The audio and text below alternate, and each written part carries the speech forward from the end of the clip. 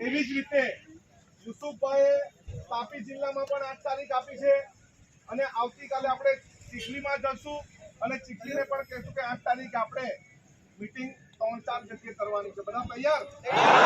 આપણે 3 જિલ્લામાં એક સાથે આ કાયદાનો વિરોધ કરીશું. એટલે માત્ર વાંસદા, ચીખલી, ખેરગામના ડ્રાઈવરો એકલા નથી, ધરમપુરના, વલસાડ જિલ્લાના ડ્રાઈવરો, વાહન ચાલકો એકલા નથી, તાપી જિલ્લાના વાહન ચાલકો એકલા નથી. આપણે સૌ એ બધાની સાથે છે. કોને બધા? કોને? કોઈને ડર છે? પોલીસનો ડર છે? સરકારનો ડર છે? કોઈથી ડરવાનું નથી. આપણે આપણો હક માંગીને રહેશું. જ્યારે આ કાળો કાયદો પસાર કરતી વખતે કોઈએ એવું નક્કી કર્યું, ત્યાં કોઈ ડ્રાઈવરને પૂછવામાં આવ્યું કે એને પગાર કેટલો મળે. 7 લાખ રૂપિયા જુર્માનો. કોઈની પાસે 5 લાખ છે કે 7 લાખનો જુર્માનો અને 10 વર્ષની કેદ. તો 10 વર્ષ પરિવાર શું ખાય? થશે કઈ? ધરમપુરમાં અમે એવું નક્કી કર્યું છે 8 તારીખ સુધી કોઈ ગાડી પર ચડવાનું નથી. ચડવાના છો કોઈ ગાડી પર? ચડવાના છો? પછી વધારે પૈસા આપે તો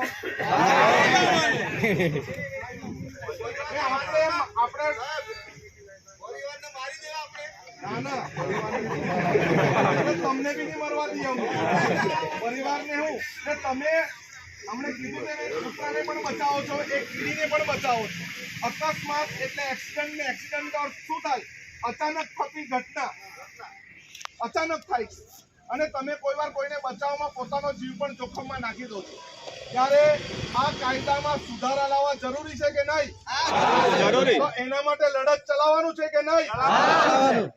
કોઈની પણ ઉશ્કેરણીમાં આવીને ચાલો આજે આપણે બંધ કરી નાખીએ એવી રીતે આપણે બંધ નથી કરવાનું.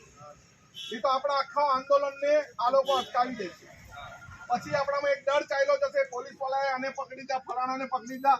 કોઈને પણ પકડે કે કોઈને નહીં પકડે, આપણું આંદોલન શાંતિપૂર્વક પહેલે ચાલશે.